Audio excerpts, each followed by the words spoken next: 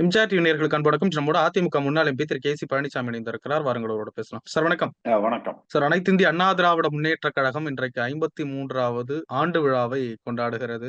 ஒவ்வொரு பக்கம் சசிகலா அவர்கள் படத்துக்கு மாலை போட்டுட்டு ஒரு பக்கம் கொண்டாடிட்டு இருக்காங்க. எடப்பாடி பழனிசாமி அவர்கள் கட்சி தலைமை அலுவலகத்துல கொண்டாடுறாரு. ஓபிஎஸ் அவர்கள் அண்ணா சாலையில உள்ள எம்ஜிஆர் சிலைக்கு மாலை போட்டு கொண்டாடுறாரு. எப்படி பாக்குறீங்க? எம்ஜிஆர் காலத்துல இருந்து கட்சி தொடங்கினதுல இருந்து ஏறக்குறைய நீங்க அண்ணா திராவிட முன்னேற்ற கழகத்துல பயணிச்சுக்கிட்டு இருக்கீங்க. எம்ஜிஆர் காலத்துல எம்எல்ஏவா இருந்திருக்கீங்க. தற்பொழுது இருக்கிற அதிமுகவையும் எம்ஜிஆர் தொடங்கிய அதிமுகவையும் எப்படி ஒப்பிட்டு பாக்குறீங்க? புரட்சி தலைவர் எம்ஜிஆர் அவர்களை என்னுடைய 9வது வயதுல திமுகவுக்கு ஒரு இடைத்தேர்தலுக்கு அவர் எங்கள் பகுதிக்கு பிரச்சாரம் செய்ய வருகிற பொழுது அந்த ஒரு வேன்ல ஏறி முதலில் அவரை நான் சந்தித்தேன்.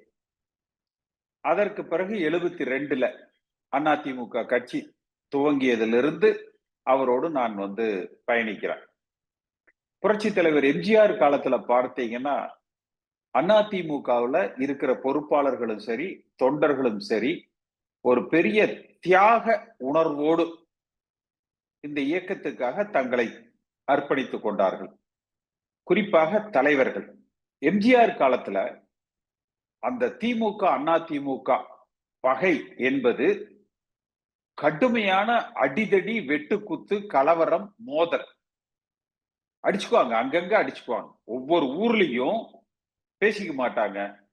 அந்த எதிர்ப்பு உணர்வு என்பது கைகலப்புகளில் அதிகமாக இருக்கும். ஆனா அந்த கட்சிக்காக கடுமையாக போராடுவார்கள். புரட்சி தலைவர் எம்ஜிஆர் மீது பற்றும் அபிமானமும் கொண்டிருந்தாங்க. அவரால் ஈர்க்கப்பட்டு வந்தவர்கள் தான் அனைவருமே. அதிமுக அவள் இணைந்தவர்கள், பொறுப்புக்கு வந்தவர்கள். அந்த வகையில 1982-3ல என்னை புரட்சி தலைவர் எம்ஜிஆர் அவர்கள் கோவை மாவட்ட மாநகர் மாவட்டத்துக்கு இளைஞரணி செயலாளராக என்னுடைய 23வது வயதுல என்னை நியமனம் செய்கிறார். அடுத்து 84ஆம் ஆண்டு நடைபெற்ற சட்டமன்ற தேர்தலில் எனக்கு போட்டியிட வாய்ப்பு அளிக்கப்பட்டு மிக இளைய வயது சட்டமன்ற உறுப்பினராக நான் தேர்வு செய்யப்பட்டு 3 ஆண்டு காலம் புரட்சி தலைவர் எம்ஜிஆரோடு நான் சட்டமன்ற உறுப்பினராக பணியாற்றி இருக்கிறேன். அன்றைக்கு இருந்த அதிமுக தொண்டர்களிடத்திலும் சரி, நிர்வாகிகளும் இடத்திலும் சரி, அந்த கட்சி மீது மாறாத பற்று கொண்டவர்களாக இருந்தாங்க. இன்றைக்கு வரைக்கும் இருக்கிறாங்க. அதுல பெரும்பாலானவர்கள் என் போன்றவர்கள் இன்னும் எல்லாருமே புரட்சி தலைவர் எம்ஜிஆர் மன்றத்திலிருந்து, அந்த ரசிகர் மன்றத்திலிருந்து அதிமுக உறுப்பினர்களாக மாறியவர்கள். அப்படி வந்தவங்களுக்கு என்றென்றைக்கும் புரட்சி தலைவர் எம்ஜிஆர் அந்த வழி. இன்று வரைக்கும் அந்த நபர்கள் பெரிய அளவுல கட்சி மாறியதாக இல்லை. இது புரட்சி தலைவர் எம்ஜிஆர் காலம். அதே காலகட்டத்துல அரசாங்கத்திலையும் பார்த்தீங்கன்னா அந்த மக்கள் நல பணிகள் அந்தந்த பகுதிகளில் மக்களுக்கு அரசாங்கத்தினுடைய திட்டங்கள் சென்றடைய வேண்டும் என்பதுல அதிக முனைப்போடு செயல்பட்டாங்க. மக்கள் மத்தியில செல்வாக்கு மிக்கவர்களாக இருந்தாங்க. இது புரட்சி தலைவர் எம்ஜிஆருடைய காலம். அம்மா ஜெயலலிதா அம்மா காலகட்டத்துல திமுக அதிமுக பகைங்கிறது மாறி மாறி கேஸ் போட்டுக்கிட்டாங்க.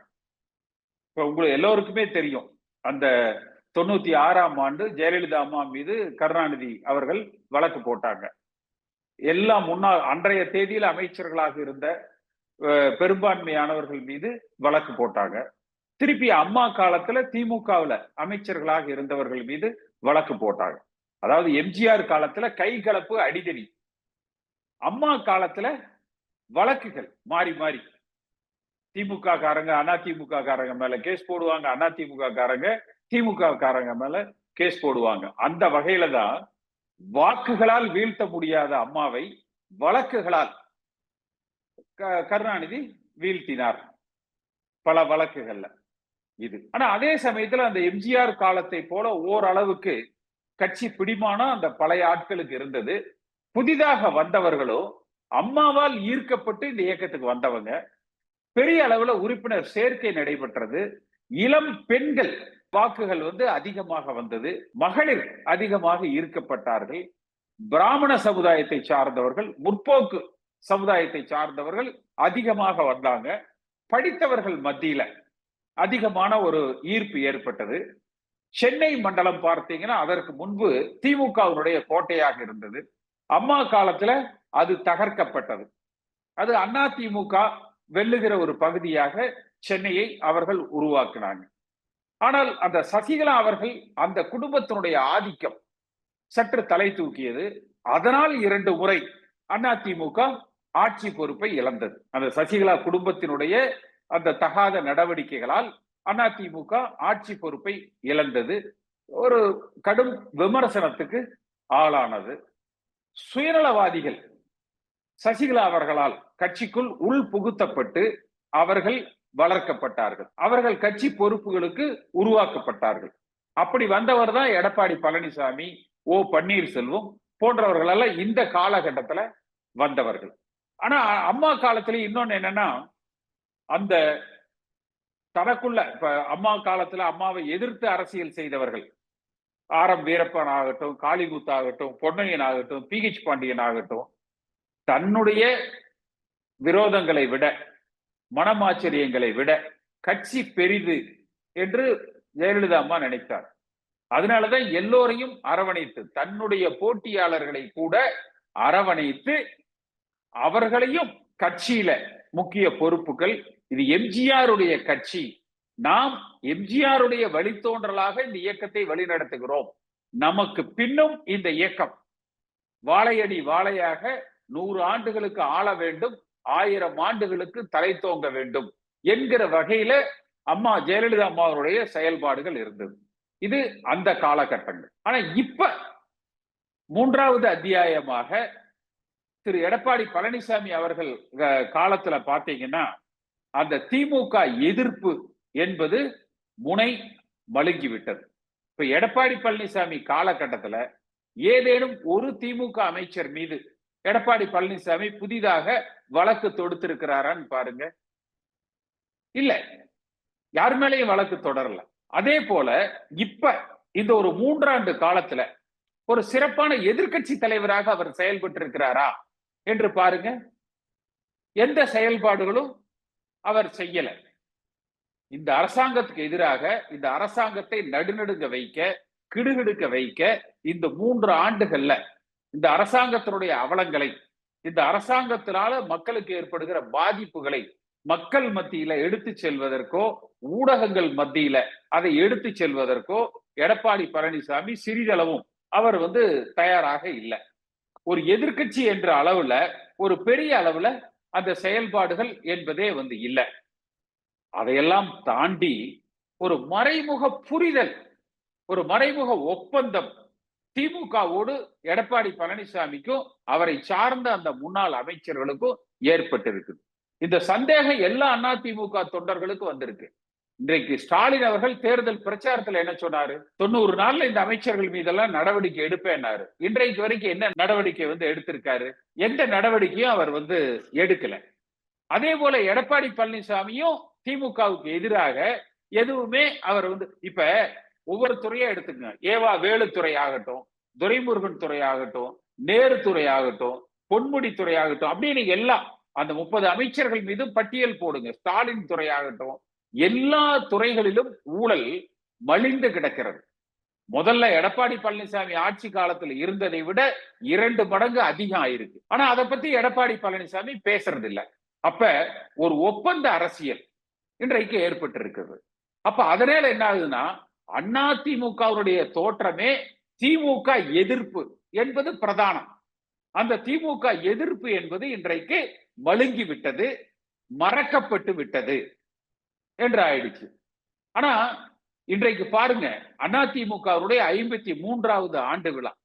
ஒவ்வொரு ஆண்டு விழாவிலையும் ஜெயலலிதா அம்மா ஆகட்டும், புரட்சி தலைவர் எம்ஜிஆர் ஆகட்டும், அவர்கள் தலைமை கழகத்துல கொடியேற்றுகிற பொழுதோ, அந்த ஆண்டு விழா நிகழ்ச்சியை கொண்டாடுகிற பொழுதோ, ஆட்சியில இல்லாத பொழுது அம்மா காலத்துல மீண்டும் நாம் ஆட்சியை பிடிப்போம், அதற்கு வீர சபதம் ஏற்போம், இது எல்லா காலகட்டத்திலும் இருக்கும். துரதிர்ஷ்டவசமாக இன்றைக்கு எடப்பாடி பழனிசாமி பேசினதை பாருங்க.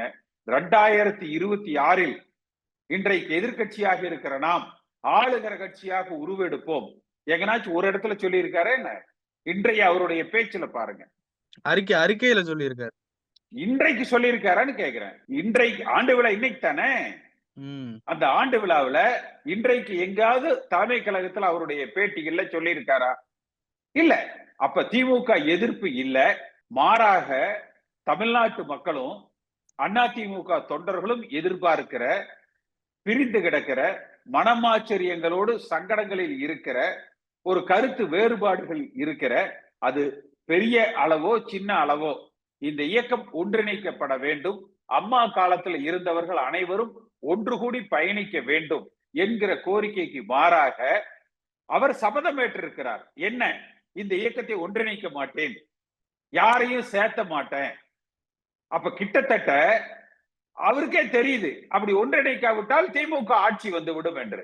அதனாலதான் அதற்கு வழிவிடுகிற வகையில அண்ணா திமுக ஆட்சி அமைக்கும் என்கிற வார்த்தையை சொல்வதற்கு கூட அவருக்கு மனசு வரல. இதுதான் அவருடைய எண்ண ஓட்டம். அப்ப தன்னையும் தன்னோடு பயணிக்கிற இந்த முன்னாள் அமைச்சர்களையும் வழக்குகளில் இருந்து தற்காத்துக் கொள்வதற்காக அண்ணா திமுக என்கிற கட்சியை மறைமுகமாக திமுகவிடத்தில் அடகு வைத்து விட்டார். இதுதான் பெரும்பாலான அண்ணா திமுக தொண்டர்கள் இவர்கள் மீது வைத்திருக்கிற குற்றச்சாட்டாக இன்றைக்கு இருக்கு. ஏன்னா ரெண்டாவது, முன்னுக்கு பின் முரணா. இப்ப நீங்க சொன்னீங்க 2 நாளைக்கு முன்னாடி ஒரு அறிக்கை விட்டுருக்காருன்னு. அன்றைக்கு பார்த்தீங்கன்னா நாடு முழுக்க வெள்ளத்தை பத்தி பேசிட்டு இருக்கிறாங்க. ஹரியானா தேர்தல் முடிவு வர்ற அன்னைக்கு பார்த்தீங்கன்னா விலைவாசிக்கு போராட்டம் நடத்துறாரு. மழை வெள்ளத்தை பத்தி ஊரே பேசிட்டு இருக்கிற அன்னைக்கு பார்த்தீங்கன்னா 2 நாளைக்கு முன்னால ஒரு அறிக்கை வெளியிடுறாரு. சரி, அந்த அறிக்கையில என்ன சொல்றாரு? உட்பகை அப்படிங்கிறாரு. சரி, அப்ப அந்த உட்பகை யாருன்னு சொல்லணும்ல. இன்றைக்கு அவரை சுற்றி இருக்கிறவர்கள், அவர்களை குறிப்பிட்டு உட்பகைங்கிறாரு. அப்ப எல்லாரும் என்ன நினைச்சாங்க? வேலுமணி, தங்கமணி, சி.வி. சண்முகம், நத்தம் விஸ்வநாதன், அன்பழகன், செங்கோட்டையன் இவர்கள் எல்லாம் சேர்ந்து இந்த இயக்கம் ஒன்றிணைக்கப்பட வேண்டும்னு வலியுறுத்துறாங்க. அது பிடிக்காம அவர்களைத்தான் இவர் உட்பகைன்னு சொல்றாருன்னு எடுத்துக்கிட்டாங்க. ஆனா இன்னைக்கு என்ன சொல்றாரு? அந்த மாதிரி எல்லாம் யாரு என்கிட்ட வலியுறுத்தலன்னு சொல்றாரு. அப்ப உட்பகை என்று இவர் யார சொன்னாரு? அதான் அவர் தெளிவுபடுத்தணும் இல்லையா? இல்ல, உட்பகை இருந்ததை வெளியே அனுப்பிட்டோம்னு சொல்றாரு போல. அப்படிதான் சொன்னாரு. இல்ல அதுதான். அதாவது நேத்து அவர் சொன்னதுல வெளியே அனுப்பிச்சவங்கள கலை அப்படின்ட்டாரு. நான் களை எடுத்துட்டோம்னு சொல்லிட்டாரு. அதை தாண்டி இப்ப உள்ள இருக்கிறவங்க எல்லாம் உட்பகைங்கிறாரு. அவர் சொல்லுங்க, யாருங்க அந்த உட்பகை? கையை காட்டியே சொல்றாரு, பின்னாடி வேலுமணியை காட்டி சொல்றாரு, இங்க பாருங்க 6 பேரும் நிக்கிறாங்க பாருங்கன்றாரு. அல்ல, அது உட்பகை இல்லைன்னு சொல்றாரு இன்னைக்கு. அப்ப 2 நாளைக்கு முன்னாடி உட்பகைன்னு யாரு சொன்னாரு? இன்னைக்கு சொல்றது வேலுமணி இவங்களுக்கு எனக்கு எந்த கருத்து வேறுபாடு இல்ல, எங்களுக்கு உட்பகை இல்லைங்கிறாரு. அப்ப முந்தா நாள் சொன்ன பொழுது 2 நாளைக்கு முன்னாடி யாரு அவர் குறிப்பிட்டு உட்பகைன்னு சொல்லி சொல்றாரு? அது அவர் தெளிவுபடுத்தணும் இல்ல. அதே மாதிரி 2 நாளைக்கு முன்னாடி சொல்லும் பொழுது என்ன சொல்றாரு? இந்த இயக்கம் மீண்டும் ஆட்சியை பிடிப்பதற்கு எந்த தியாகத்துக்கு நாங்க தயார் அப்படின்னு.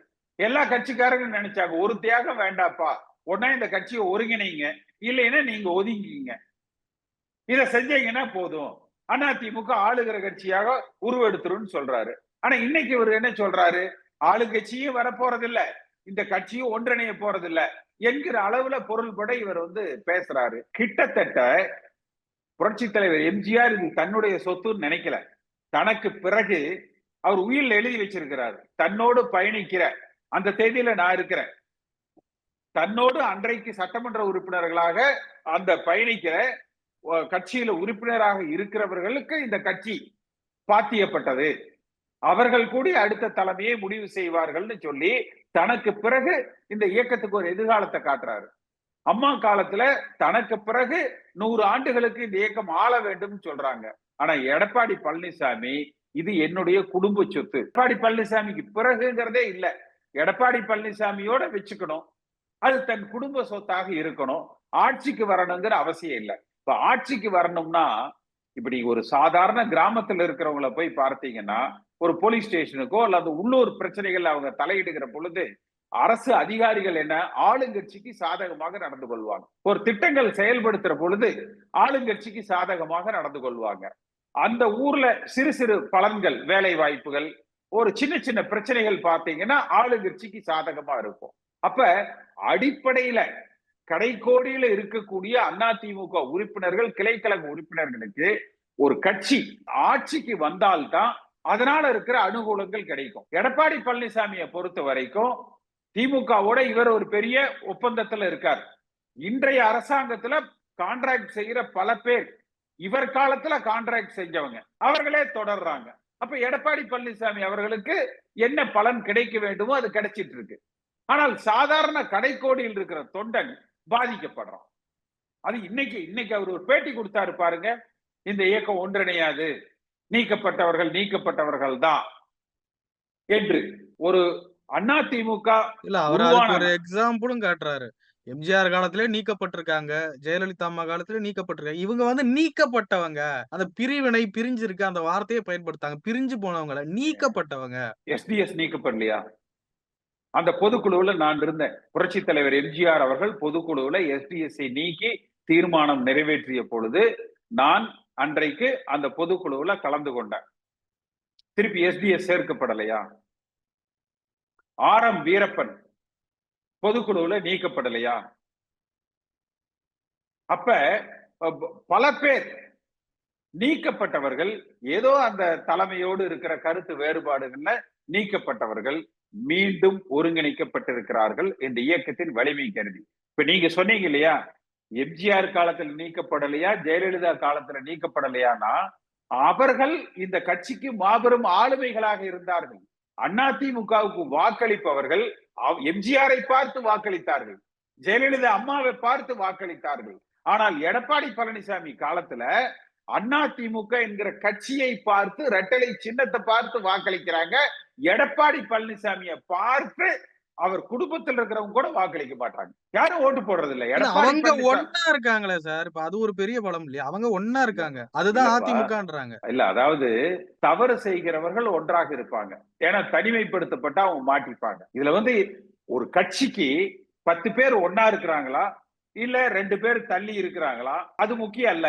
அந்த கட்சி ஆளுகிற கட்சியாக வரக்கூடிய வாய்ப்பை பெற்றிருக்கிறதா, ஆளுகிற கட்சியாக மக்களின் அங்கீகாரத்தை பெறுகிறதா, இதுதான் முக்கியம். எதிர்கட்சியாக செயல்படுகிற பொழுது இந்த அரசாங்கத்துக்கு சரியான மாற்று நாங்க தான் என்று ஆளுகிற அரசாங்கத்தை, அந்த அரசாங்கத்தினுடைய தவறுகளை சுட்டி காட்டுகிற வகையில ஒரு வலிமையான எதிர்கட்சியாக இருக்கிறதா? நீங்க தமிழ்நாடு முழுக்க ஒரு சர்வே எடுத்து பாருங்க. மிக சிறப்பான எதிர்கட்சி தலைவராக எடப்பாடி பழனிசாமி இந்த 3.5 ஆண்டுகளில் செயல்பட்டு இருக்கிறாரா என்றால் பெரும்பாலானவர்கள் கருத்து அப்படி செயல்படவில்லை என்பதுதான். அடுத்து இப்ப இருக்கிற நிலையில வருகிற சட்டமன்ற தேர்தலில் அதிமுக ஆட்சியை பிடித்து விடுமா என்றால் கஷ்டம். ஏன்னா திமுகவினுடைய எதிர்ப்பு வாக்குகள் சீமானுக்கு பிரியுது, விஜய்க்கு பிரியுது, பாஜகவுக்கு பிரியுது, திமுகவுக்கு கொஞ்சம் பிரியுது. அது திமுக எதிர்ப்பு வாக்குகள். பாஜக எதிர்ப்பு வாக்குகளும் அது திமுகவுக்கும் போகுது. அதிமுகவுக்கு என்றைக்காவது இவர்கள் போய் பாஜகவோட சேர்ந்துருவாங்க என்கிற அந்த பார்வை இருக்கு. அப்ப ஆளுகிற கட்சியாக மீண்டும் அதிமுக உருவெடுக்கிறது என்கிற நம்பிக்கை இல்ல. அவர் நம்புறதெல்லாம் ஒன்னே ஒண்ணு, தொகுதிக்கு 10 கோடி செலவு பண்ற மாதிரி கேண்டிடேட்டை பாருங்க, நான் தொகுதிக்கு 20 கோடி தர்றேன். அப்ப 234 தொகுதிக்கும் ஒரு 5000 கோடி 6000 கோடி நான் வந்து செலவு பண்றேன். இதுதான் அவர் செய்யற தியாகம் நினைக்கிறாரு. அதை வச்சு ஆட்சியை பிடிச்சிடலாம். பிடிச்சா அதை மூலதனமா போட்டு அது மாதிரி ஒரு 10 மடங்கு நம்ம லாபத்தை எடுத்து பங்கு பிரிச்சுக்கலாம். இப்படி ஒரு ஒப்பந்த அரசியலும் ஒரு கூட்டு கொள்ளையாக இருக்குது. ஒரு கட்சி என்பது வாழையடி வாழையாக பல 100 ஆண்டுகளுக்கு இந்த இயக்கத்தை உருவாக்கிய தலைவர்கள் பெயரையும் புகழையும் கட்டி காப்பாத்துகிற வகையில அதனுடைய செயல்பாடுகள் இருக்கணும். இன்றைக்கு ஒரு எடப்பாடி பழனிசாமி என்ன சொல்லி இருக்கணும்? இந்த இயக்கத்தை புரட்சி தலைவர் எம்ஜிஆர் எவ்வளவு சிரமங்களுக்கு இடையில இதை துவக்கினார். அப்ப ஒரு எம்ஜிஆர் காலத்துல எவ்வளவு கஷ்டங்களை கடந்து இந்த கட்சி வளர்ந்தது, அம்மா காலத்துல எவ்வளவு கஷ்டங்களை கடந்து இந்த இயக்கம் வலுப்பெற்றது, இன்றைக்கு இருக்கிற சூழ்நிலை என்ன, எதிர்காலத்தில் இந்த இயக்கம் எப்படி வளர்ச்சி பெற்று பயணிக்க போகிறது, எப்படி இன்றைக்கு எதிர்கட்சியாக இருக்கிற இயக்கம் ஆளுகிற கட்சியாக உருவெடுக்க போகிறது, இதைத்தான ஒரு தலைவர்கிட்ட எதிர்பார்ப்பாங்க. இது கட்ட பஞ்சாயத்து பார்ட்டியா? அங்க உட்கார்ந்துகிட்டு நீக்கப்பட்டவர்கள் தான் இணைப்புங்கிற பேச்சுக்கு இடம் கிடையாது. நீங்க தான் திருப்பி திருப்பி திருப்பி திருப்பி இல்ல திருப்பி திருப்பி, அதாவது முதல்ல அவரு யாராவது தமிழ் வாத்தியாரை பார்த்து தமிழ் உச்சரிப்புகளை அவருக்கு சரியா சொல்லி கொடுக்கணும். இல்ல சார், என்னதான் இருந்தாலுமே அவருக்கு பின்னாடி தான் நிக்கிறாரு வேலுமணி. அவருக்கு பின்னாடி தான் நிக்கிறாங்க முன்னாள் அமைச்சர்கள்லாம். யாருமே அவங்க ஓப்பனா பேசலையே. அது பேசாத இல்ல வரைக்கும் நான் உள்ள சொல்றது, அதிருப்தி. வேலுமணிக்கு எத்தனை ஓட்டுப்பா? வேலுமணிக்கு ஒரு 100 ஓட்டு இருக்குமா? அவருக்கும் ஒரே ஓட்டு தான். வேலுமணி போடக்கூடியது ஒரு ஓட்டு தான். நீங்க வேலுமணி கூட இருந்தா கவர்னர் கூப்பிட்டு நீங்க ஆட்சி பொறுப்பை எடுத்துக்கன்னா வேலுமணி உங்களுக்கு பின்னால் நிக்கிறாருன்னு சொல்லிடுவாங்களா? இல்ல அப்படி பார்த்தாலுமே ஒரு ஓபிஎஸ்க்கு கட்சியோட ஒரு ஓட்டு தான், சசிகலாவுக்கும் ஒரு ஓட்டு தான். இணைச்சா ஒரு புண்ணியமும் இல்லையே. இணைப்பை விரும்புகிறவர்கள் அனைத்து தொண்டர்களும் விரும்புறாங்களா இல்லையா? இந்த எடப்பாடி பழனிசாமி என்ன நினைச்சுக்கிறாருன்னா, அதாவது திமுக ஒரு திட்டத்துல தெளிவா இருக்கிறாங்க. ஒன்று, கூட்டணிகளை கரெக்டா வச்சுக்கணும். கருத்து வேறுபாடுகள் இருந்தா அதை சரி செய்து அவர்களை அரவணைச்சுக்கணும். அண்ணா திமுகவை பிரிச்சு வச்சுக்கணும், பிளவுபடுத்தி வச்சுக்கணும். இந்த 2 இருந்தா போது நம்ம ஆட்சியை பிடிச்சிடலாம். எவ்வளவு வேணாலும் சம்பாரிச்சுக்கலாம். மக்கள் நல திட்டங்களை பத்தி நம்ம கவலைப்படணுங்கிற அவசியம் இல்லை.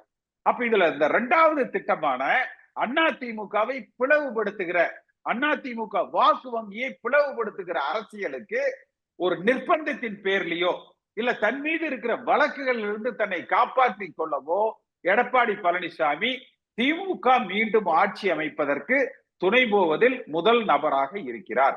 அப்படி இல்லைன்னா இன்றைக்கு அவர் பேச்சுக்கள் வேற மாதிரி இருந்திருக்கணும். மீண்டும் ஆட்சிக்கு பிடிப்போம் என்கிற ஒரு ஒரு உறுதி, ஒரு வேகம், ஒரு கொந்தளிப்பு அவரிடத்துல தெரிஞ்சிருக்கணும். அது இல்ல.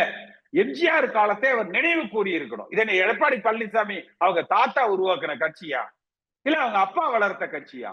இது புரட்சி தலைவர் எம்ஜிஆர் உருவாக்கிய கட்சி. எம்ஜிஆரையே பார்க்காத ஆள் எடப்பாடி பழனிசாமி. அதாவது விதி வசத்தால், இந்த இயக்கத்துக்கு ஏற்பட்ட சாபக்கேடால், சசிகலா போன்றவர்களின் சதியால் இந்த கட்சிக்குள்ளும் இன்றைக்கு இந்த அதிகாரத்துக்கும் எடப்பாடி பழனிசாமி கைப்பற்றி இருக்கிறார். அதை தவிர இந்த கட்சியை தலைமை பொறுப்பு ஏற்பதற்கோ வழிநடத்துவதற்கோ எந்த தகுதியும் இல்லாத நபராக எடப்பாடி பழனிசாமி இருக்கிறார்.